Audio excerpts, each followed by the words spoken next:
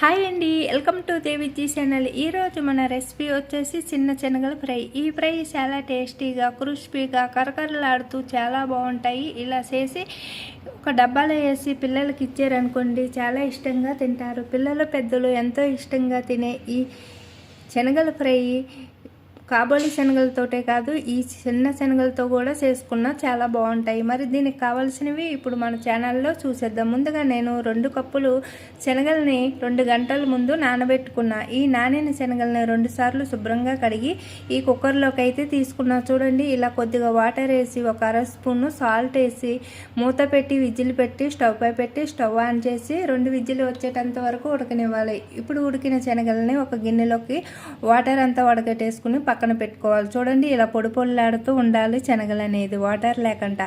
అలాగే 1 స్పూను గరం మసాలా, 2 స్పూన్లు శనగపిండి, 2 స్పూన్లు మైదా పిండి, 1 స్పూను అల్లం పేస్టు, 1 స్పూన్ కారము, అర స్పూన్ సాల్ట్ వేసుకున్నాం. ముందుగానే 1 అర స్పూన్ సాల్ట్ వేసుకున్నాం కాబట్టి మరి సాల్ట్ అనేది కొంచెం తగ్గించేసుకోవాలి. ఇప్పుడు ఇవన్నీ కలిపి ఇలా కలిపేసి పక్కన పెట్టుకోవాలి. చూడండి, ఇక్కడ పొడి పొడిలాడితే ఎలా వచ్చిందో ఇలా కలిపి గట్టిగా కలిపి పక్కన పెట్టుకోవాలి.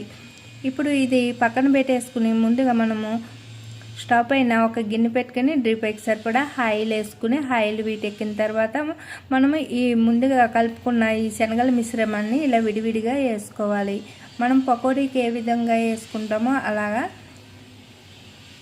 మనకి ఎంత వీలైతే అంత 2 వస్తాయా 3 వస్తాయి, ఇలా చిన్నగా వేసుకోవాలి. ఇలా వేయడం వల్ల శనగలు అనేది బాగా ఏగి కరకరలాడుతూ వస్తుంది. అలాగే మీకు ఇంకా కొంచెం శనగపిండి ఎక్కువ వేసుకుంటాను అనుకునే వాళ్ళైతే కొంచెం శనగపిండి వేసుకోండి. నేనైతే ఇంకా కొంచెం శనగపిండి అయితే బాగుంటుందని చెప్పి నా ఇష్టంతో నేను కొంచెం వేసుకున్నాను. అలాగే మీరు ఇంకా కాస్త స్టఫింగ్ పైన ఎక్కువ రావాలి అనుకుంటే ఇంకొక స్పూన్ వేసుకోండి, మరీ ఎక్కువైనా బాగోదు. ఇలా 2 సైడ్లు తిప్పుకుని బాగా ఫ్రై చేసుకున్న తర్వాత తీసేసుకోవాలి. అలాగే మిగిలింది కూడా అన్నీ ఇలా వేసేసుకుని మొత్తం శనగలు అనేది బాగా గోల్డ్ కలర్ వచ్చేటంత వరకు వేపించుకుని ఇలా పక్కకి తీసేసుకోవాలి. చూడండి, ఇక్కడ చూపిస్తున్నట్టు ఇంకా ఇవి ఇలా కరకరలాడుతూ ఉంటాయి. వేడి చల్లారిన తర్వాత ఒక డబ్బాలో వేసి మూత పెట్టి కావాల్సినప్పుడల్లా కొన్ని తినవచ్చు. ఇప్పుడైతే మనం ఇంతకుముందు వీడియోలోని కాబోలి శనగలతో కూడా ఫ్రై చేసి వీడియో పెట్టినాను. చూడని వాళ్ళు ఎవరైనా ఉంటే చూసేయండి. ఆ శనగలతో కూడా చేసుకోవచ్చు, ఈ శనగలతో కూడా చేసుకోవచ్చు. కాకపోతే ఏంటంటే అవి పెద్దగా ఉంటాయి కాబట్టి కాబోలి శనగలు కొంచెం నానిన తర్వాత పెద్దగా కనిపిస్తాయి, ఇంకా పెద్దగా అనిపిస్తాయి. ఇవి చిన్న శనగలు, కానీ దాని టేస్ట్ వేరే ఉంటుంది, దీని టేస్ట్ కూడా చాలా బాగుంటుంది. మరి మీకు ఏవి అవైలబుల్ ఉంటే, మీ ఇంట్లో ఏవి మీకు అందుబాటులో ఉంటే ఆ శనగలతోటి ఇలా చేసుకోవచ్చు. అంతే కదండి, ఇంకా పల్లీలతోటి కూడా ఇలా చేసుకోవచ్చు.